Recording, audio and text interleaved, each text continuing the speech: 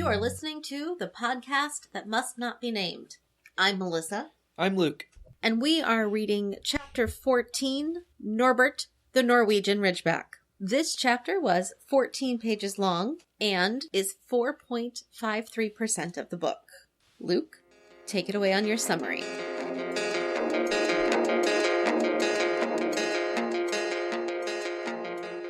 With the knowledge that Snape is on Quirrell's case, Harry and Ron show subtle hints of solidarity with their defense against the dark arts teacher. We find ourselves 10 weeks away from the end of the year exams, and Hermione can't help but start the studying guilt trip on the boys. So we head to the library as always, and find Hagrid hiding a book in his moleskin overcoat. Harry informs Hagrid that they know who Flamel is, and wants to know what other protections have been put in place to protect the stone. Hagrid hushes him and invites the group to his hut to talk later, and they discover that Hagrid has been researching dragons in the library. And they then discover that Hagrid has been searching the dragons section of the library. During the visit to Hagrid's hut, they discover that, along with Dumbledore and Fluffy, several teachers were involved in the stone's guarding, including Snape. They also discover that Hagrid has a dragon egg and is trying to hatch it. Several days later, the egg is nearly ready to hatch, and Ron exclaims to the others that they should go there right away, which Malfoy potentially overhears. Back we go to the hut to see the Norwegian Ridgeback hatch, and so did Malfoy. So now, the dragon named Norbert needs to be safely and secretly removed from Hogwarts. Ron's older brother Charlie is contacted and responds agreeing to help take the dragon to Romania, but not before Ron is bitten and lands a stay in the hospital wing. Malfoy visits Ron to torment him and borrow a book of his. Charlie's letter with the information about the dragon transportation plan happens to be in the book that Malfoy takes, but it is too late for Harry and Hermione to adjust their plan, so they count on the use of the invisibility cloak to serve them well. After tears and goodbyes from Hagrid, Norbert is taken by Harry and Hermione through the castle late at night under the cloak. They overhear Malfoy getting caught out of bed by McGonagall and earning a detention. Norbert is transferred to Charlie's friends at the top of the tallest tower. With the excitement of having Norbert out of their hair, Hermione and Harry are caught by Filch on their way back to Gryffindor Common Room, since they had forgotten the invisibility cloak at the top of the tower.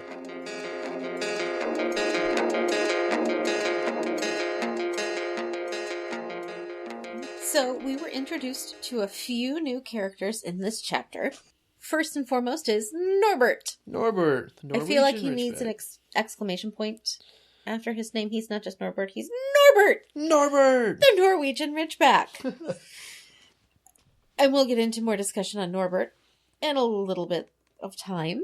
We also hear, sort of, from Charlie. We have our Weasley. first direct contact with him. We've heard about him, we've heard of him. And we hear his voice. Like, not speaking voice, but like his written voice. Yeah, we have words. Direct contact with him for the first time. And we also meet 4 unnamed friends of Charlie. Good to know he has friends. Right, and that they're good at rigging up dragon hauling devices. Yes, they have a lot of ingenuity. So we aren't going to any new locations, unless they haven't been up in the tallest tower yet. I'm not sure. But they did mention the village where Hagrid procures said dragon egg. Yeah, the pub in the village. Yes. Some magicabulary we have in this chapter starts with a few different dragons books. These were pretty fun. Dragon species of Great Britain and Ireland, From Egg to Inferno, A Dragon Keeper's Guide, Dragon Breeding for Pleasure and Profit. Those are pretty good. Pleasure and profit. Pleasure and profit. In a book that we've heard about before, 1000 Magical Herbs and Fungi, we have a new term called dittany that Harry is researching. Some other magicabulary terms that we have are a few different dragon types, or dragon species, dragon breeds, maybe breeds. Breeds of dragon. Yeah, so we have a common Welsh green, a Hebridean black, and also the Norwegian Ridgeback. I'm laughing because Luke and I had a very long conversation about how you pronounce Hebridean. We really worked on that for you. So There's a few choices. it was great. The other magicabulary in this chapter is they mentioned the Warlocks Convention of 1709.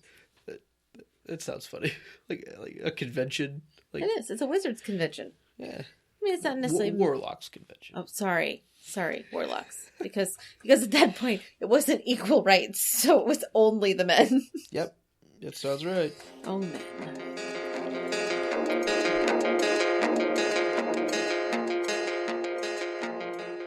Right, and on to our in-depth analysis. Luke, what were some of your thoughts on this chapter? So, my first kind of funny thought is whenever we see McGonagall, or when Harry and Hermione see McGonagall, she's in a tartan bathrobe.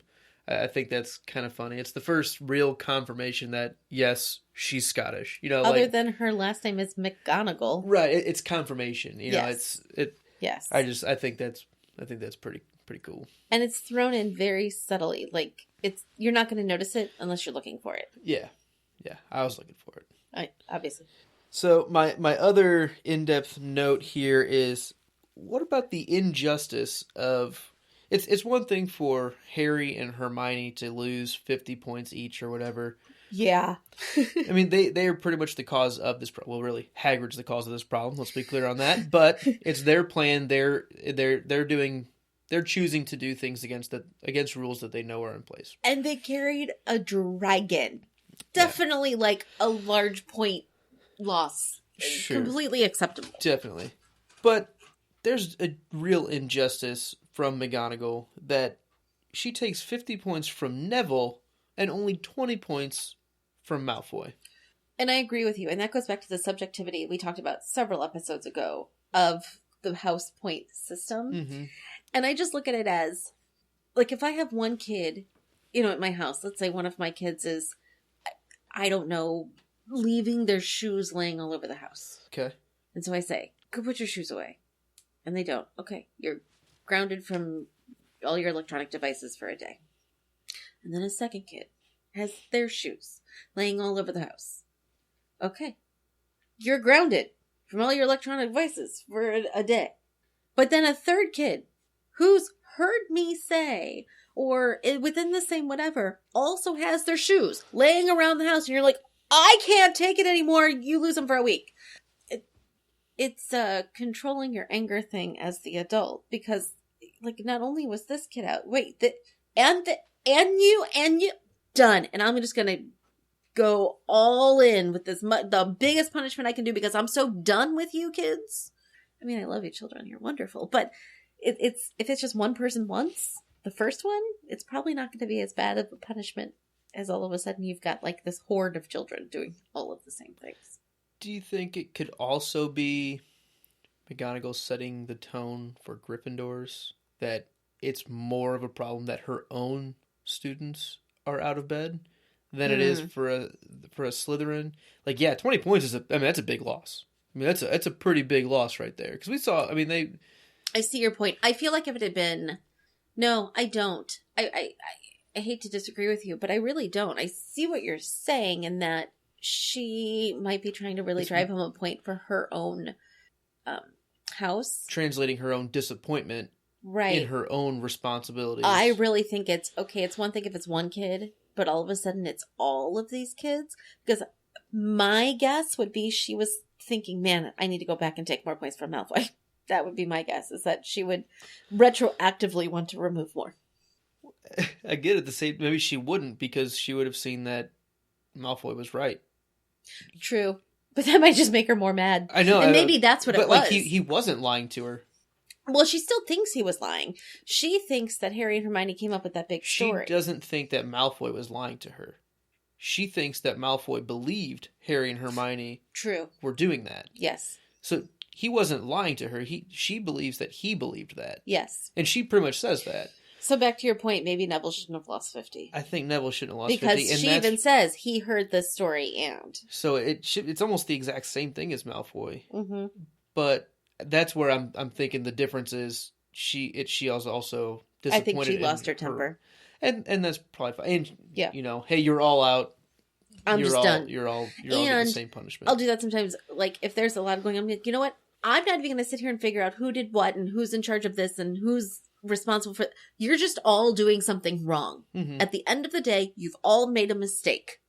So you're all going to pay a price for the mistake you made, regardless of whether your mistake was a higher level. Like, it was just a mistake. It's still wrong. Mm-hmm. I've done that before because you just always have time or Yeah. energy to have to parse out the nitpickiness of every little thing that kids do. Yeah. I think to me it's just like another swing back to the maybe it shouldn't be so subjective on the house points. I don't know. All right. So that's really all I had for my in-depth notes. The summary kind of takes a lot of my notes out of it. So what else you got? So I find it very interesting that the study schedules and color-coded notes that Hermione does for studying, it's so Hermione. I love it. Like, it's color-coded, it's timed. I find it interesting because my own personal calendar looks like that. Every person's schedule in my family is in my calendar. Each person has a different color. Mm-hmm. So I wasn't that severe with it when I was younger, but now the older I get, the more organized I need to be. Yeah, I agree. I'm the same way. Yes. Growing up, I was pretty haphazard. Like, I just didn't organize. Mm-hmm. And it drove me crazy when it wasn't done. So I realized, oh, I have to do that myself. And now I'm pretty organized. Yeah. I was just that kid that was like, well, if it's not going to be done right, I'm just not going to do it. That's why I had to put my clothes away, because they had to be done just a certain way. I'm still that way. Like, me too. If I'm going to do something, I'm going to make sure I try to do my best on it. I have a hard time just getting things done if I think it's not going to be done well. Me too. I'm not going to just clear off a table and make a pile of something somewhere else. I'm going to put everything away. But if I don't have time to do that or energy, I'm just not going to do it, because living on that table is just the same as living in a pile somewhere else. Yeah, it's kind of like I'll pick up around the house or whatever. But if I'm going to clean, that means I'm rearranging every room that I'm cleaning. Like, everything is going to have to move so I can sweep underneath it or whatever. So I might as well just rearrange the room at that point. I have also learned to create systems. Yeah. Where, like, putting away the laundry, my kids have certain parts that they do so that it's a system. It's not just me doing everything. They've been trained, which is nice. Lackeys are good. Yeah. Yeah, that's good to know. Yeah. Having older kids is helpful. You'll get there someday. Yeah, I'm working on it. All right, so my next note. How does no one notice that Hagrid ignored all his work for over a week? How is this just not paid attention to? I'm trying to be reasonable here, but I don't think Hagrid does anything anyway. That's what I'm having a hard time with right now. Is I don't think he does a whole lot around the castle anyway. Well, I mean, he's got a lot of job titles. I'll say that he's got a lot of job titles. I mean, and I don't think he has any real responsibilities. I bet he's responsible for. I mean, he's the gamekeeper. I think he does things. I don't think he's actually responsible for anything. so it's not like. But I mean, I think there are magical fail-safes that the stuff that he's not going to actually get to is going to get done. I can't even. Flitwick can just be like, okay, grass is cut. Hagrid's good for the week. It didn't get done. But I'm saying somebody would notice and just do that. Okay. Yeah. Well, because it should be. Here's my point. Noticeable. He's the gamekeeper, so I assume that there is some sort of livestock or something somewhere. Yeah. Do they eat? Are they eating without him feeding them? I'm a little concerned. Yeah, I agree. I think Hagrid needs a little supervision. He needs a checklist. He needs more organization. He does. Where's Hermione? Let's pull them together. Yeah. Kind of on that note about Hagrid. Oh, Hagrid. Like, it really was. I just have to say in general, and this is not in my notes, but I question Hagrid's choices hard in this chapter. It's very hard to not cringe at him. It's a pretty rough Hagrid chapter. It is. It's like, open your eyes, man. Come on. Right? Be reasonable here. And my next thought goes along with that reasonableness. His pet boarhound, Fang, his pride and joy, his best buddy, was injured by Norbert and then got banished outside for it. That's terrible. That's terrible. It's not his fault the dragon decided to attack him. That's unfair. Yeah, that's unfair. Playing favorites. It's like the new flashy toy. The other ones get ignored. True. True. Poor toys. Poor Fang. Aw, Buzz. Fang Lightyear to the rescue. Actually, I guess Norbert is Buzz Lightyear. Fang is Woody. Yeah. There's a snake in my... There's a dragon eating my tail. All right. It was his paws, wasn't it? I think so. Yeah. There's a dragon burning my paws. No, I'm going to jump off the bashing Hagrid It's hard to do, but train. we should. But there's somebody else I can give trouble to, and his name is Ron. Okay. I have 2 Ron thoughts. Ron thoughts. Our new section. Our new section of the show. Ron Ronisms, Ron thoughts. Ron thoughts. Okay, it's Ron, right? Like, we question his dedication to schooling and just in general his sort of knowledge. He's not the Hermione of the group, and really he's not even the Harry of the group. He's the sidekick. Mm-hmm. But he's the sidekick who grew up in the magical world. So he serves the purpose of being like the exposition guy. Yeah, the magical liaison. Right. Sometimes. But how does he... The normal wizarding world. Family world. So how does our good friend Ron remember a random date from 300 years ago and that it was about dragon breeding? It must have been a really exciting convention of warlocks in 1709. That Ron would know about it. Oh, man, maybe it's like Woodstock, you know? It's like maybe, and maybe it's I have this brother, and he is just kind of slightly obsessed with animals and dragons, and he spouts off random knowledge, and so it sinks in. Like, I bet Ron would be a really interesting person to have at your table at a trivia night. Yeah. Like, he wouldn't be useful overall, but the random things he pulls out are going to be like the things that seal you in. He's got the deep cuts. Yeah, like you want Hermione there. Right. She's going to know most of it. But he's going to know that, like, the things he pulls out. Yeah. It's like having somebody there who knows nothing except sports. Because you always know there's a sports category. So you just let that guy sit there and eat the peanuts. And then that one round shows up and you're like, okay, you're on. Yeah, let's win this round. Right. And they're like, I got this. That's Ron. And another point for Ron. So he can pull out a random date from 300 years before about the dragon breeding convention. But he can't shut up enough to not talk about dragons near Malfoy? That's very dunderheadedness. Come on, man. I know, right? Like, look around the room. It kind of goes hand in hand when they're in the library. And, like, Harry and Ron are, like, shouting about the Sorcerer's Stone. It's like... Shut up. Come on. Right. Just stop for, like... Yeah, have a little sense of privacy. Bunch of dumbs. I know. Silly boys. So, speaking of the illegal dragon, where does one get dead rats by the crateful to feed the dragon without anyone questioning you? Well, he is the gamekeeper, so maybe he's also the mouse catcher. You know, like that's a lot, though. I mean, unless he already had procured them for another animal, like, and it was just part of the Hogwarts order. Yeah, and that animal's not getting fed. That, or he can easily add a little bit more to the order, and it's just like, we've got an extra one of X, Y, Z animal. You know, like, it's extra hungry this week. Right, it's fine. Yeah, I don't know. Oh, did I write the wrong number down on the form? Oops, silly me. Yeah. Yeah. Who randomly has a dragon egg to gamble away? Where does one just randomly have one of those?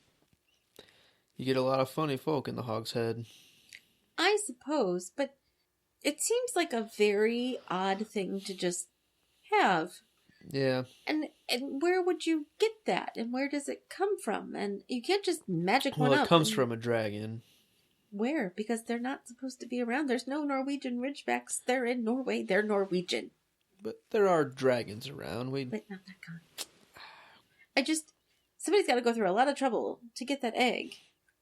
To just randomly have it with them while drinking. That's all.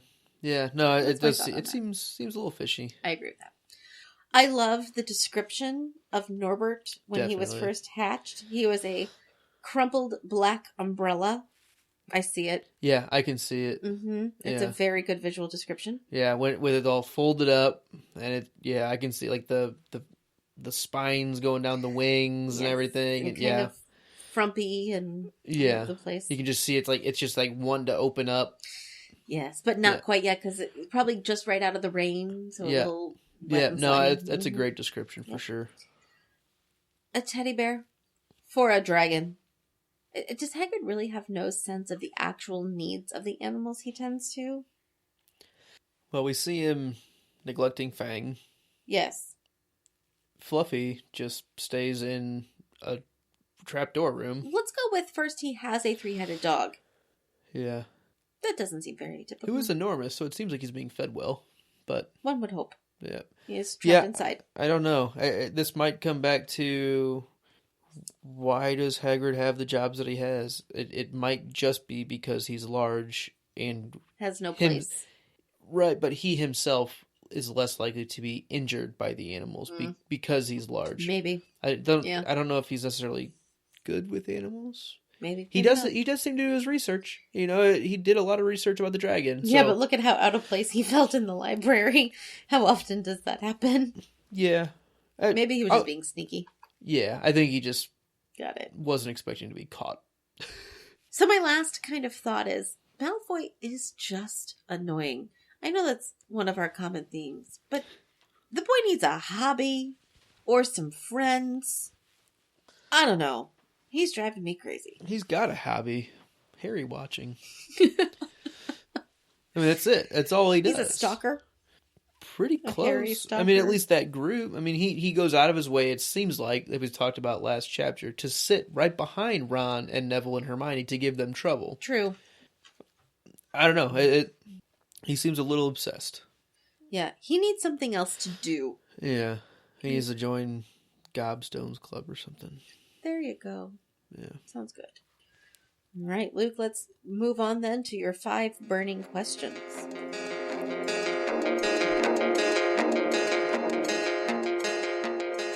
Okay.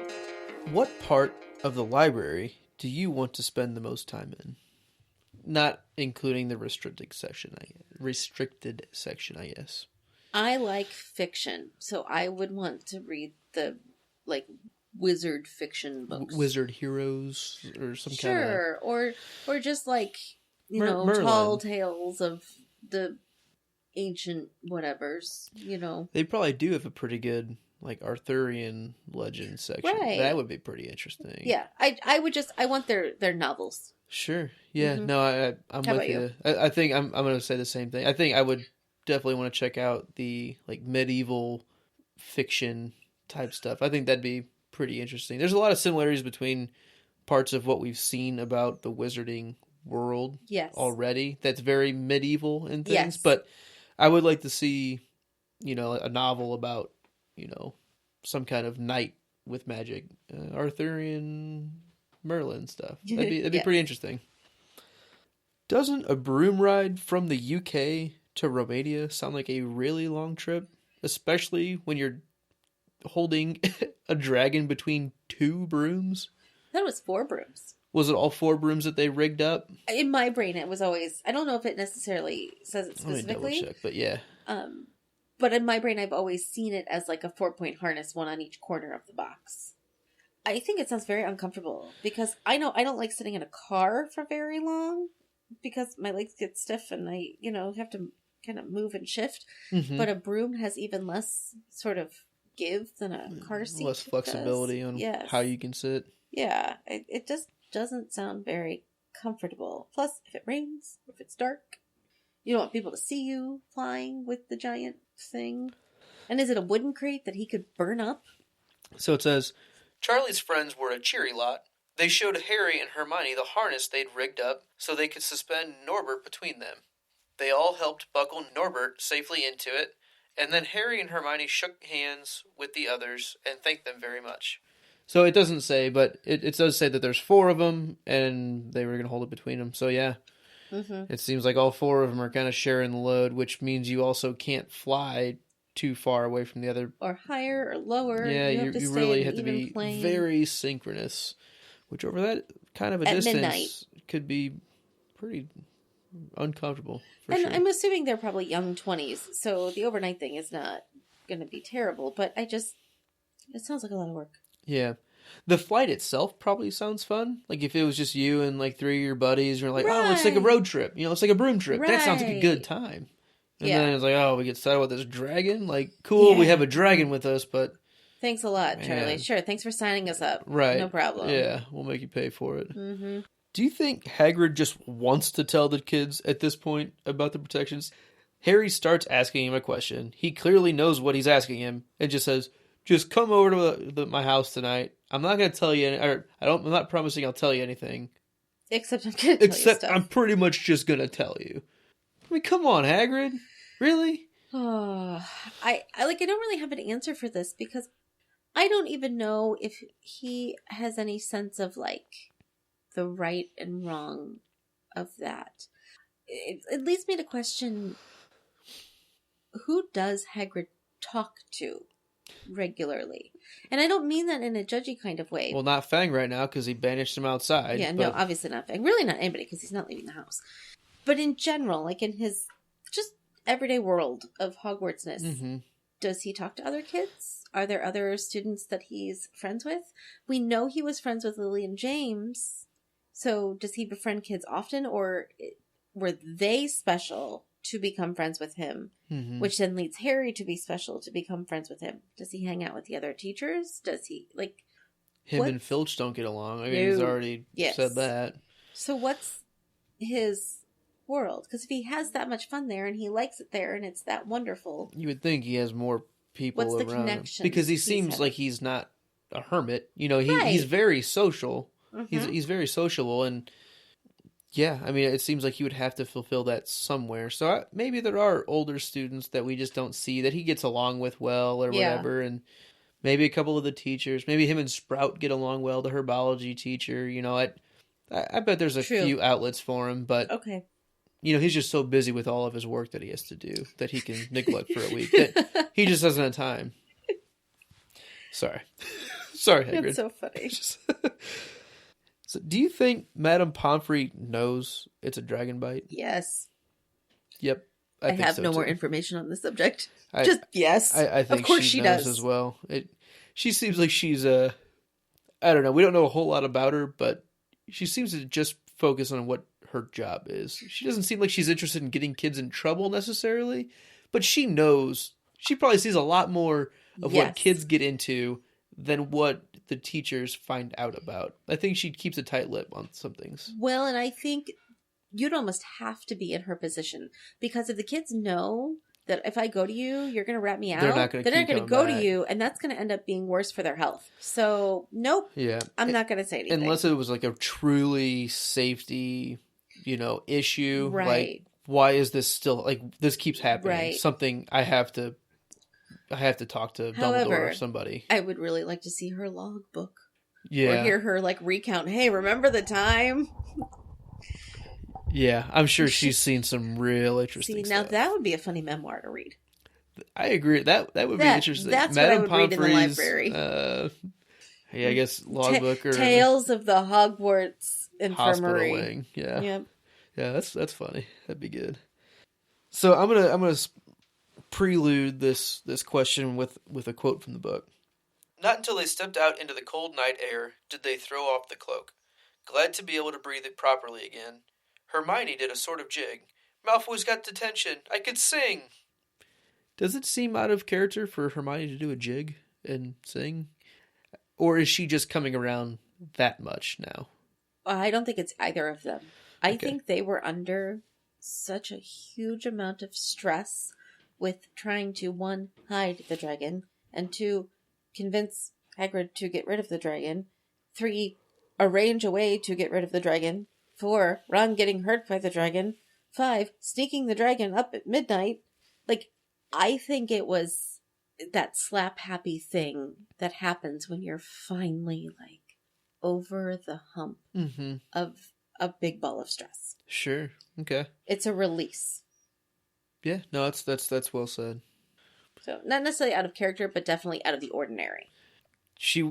We can't see her doing. I don't think we could see her doing this before the troll. Oh no, no. And so I'm still like trying to the plot, the progression of her character development. exactly. I mean, I think it's definitely an improvement. she would never have been in this position if it weren't for the troll. Yeah. So again, it's you can't have A without B, C, and D happening. And that was backwards. You can't have D without A, B, and C happening. There you go. And I think she's finally to the point where she can relieve some stress. She can let off a little bit of steam. Just a little bit, because it's Hermione. Mm-hmm. But before, she would never have done that. Sure. And that's why she ended up crying in the bathroom all day, because she didn't ever release those little bits of steam. This was her releasing a little bit of that stress. Things add up. You gotta relax when Let you it can. go. Do a jig. Sing a little. Oh, do a jig. 30-second dance party. Whoop, whoop. Grey's Anatomy. I don't know what you're talking about then. I know, it's okay. It's funny to me. All right, that's Luke. what matters. Exactly.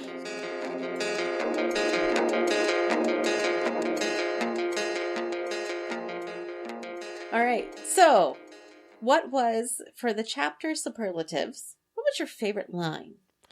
My favorite line kind of goes hand in hand with our last discussion about Hermione's relief of stress, finally. And it's, at last, Norbert was going, gone. Because it just puts a bow on this chapter of, Hagrid, come on, man. And it's no longer Harry and Hermione's problem, and they can finally get back to 1, schoolwork, 2, not getting bit by a dragon, and 3, back to this whole Sorcerer's Stone, what's going on with that Snape debacle. I really agree that this whole chapter was very much just, Hagrid, what are you thinking? It was very much a pause in the progression of the story as a whole, and has almost felt out of place within the story. It doesn't really seem to fit. It very much stands alone. Yes. This could be a chapter that you just say, okay, I just want you to read this. This could be a short story all by itself. Mm-hmm. And I think our trio of characters, Harry, Ron, and Hermione, feel that.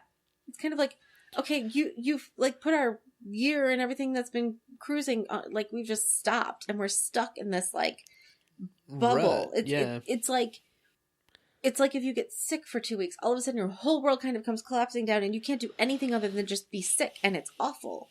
And you don't see the end of the tunnel, and all of a sudden it's over. Mm-hmm. But when you're in that little bubble of just that awful thing, whatever it is going on in your world, it is a standalone chapter. Yeah. And it's almost like, yes, they love Hagrid. That's why they're doing this. But you can tell they feel like, Hagrid, you're just throwing this obstacle in here on us. For no good reason. For no reason. Yes. I mean, it's our schoolwork that matters that you're preventing right now. Right, because otherwise we can't be back here next year. Right. And, I mean, I don't know, like, yeah, they love Hagrid, but that's a lot of Hagrid to ask of them. Yes. Going along with that, my favorite line is Hermione just looking at Hagrid and saying, Hagrid, you live in a wooden house. With a fire-breathing dragon. Right. Like wood burns? And dragons burn things? Yeah. Therefore, if dragons burn things, and wood is something that burns, therefore, the dragon will burn your house down. Like, do you not connect the dots here? It just was so wrapped up, that feeling of, ugh. Come on, man. Right? What are you thinking? Yeah, no, that's a pretty funny line. Like, it's just, Hagrid, think more than just your own short-sightedness. All right, and so on to our chapter MVPs. Luke, who was the standout character from this chapter? I actually picked a small group of people for my chapter MVPs. I guess it's still MVP, just most valuable people. There you go. There's no S. There's no. It's actually Charlie and friends. So Charlie for helping our group out and taking Norbert off their hands. And also his friends for going out of their way and making their probably pretty enjoyable broom road trip into something that's going to be probably pretty terrible. Yes, they definitely took one for the team. They really took one for the team. And I hope we see them again. They sound like a cheery bunch. They do. That would be nice. My honorable mention goes to Norbert, just because it's interesting to see a dragon, and even how uncomfortable wizards are with them, that it's not just, oh, Harry is new to this world, but really, like, dragons are unusual. I like that he ripped the head off the teddy bear. Yeah. That made me happy. Yeah. And really anything negative that happened wasn't his fault. Like, he's put in an environment that's not suitable for him. So that's not his fault. I mean, he was doing dragon things. I just want to do dragon things. I just want to be a dragon. I just want a dragon. I just want to be a dragon. It'd be fine. I just want to dragon. I just want a dragon. It's me, dragoning. I'm dragoning over here. And Hagrid's just putting him in a very unsuitable environment. I agree. So Norbert did a good job being a dragon. Good job hatching. Yeah, great dragoning. Everybody's a dragon like you. Yeah, I wish more people dragoned anymore. I don't, because dragons burn things? Well, people don't burn things if they start dragoning.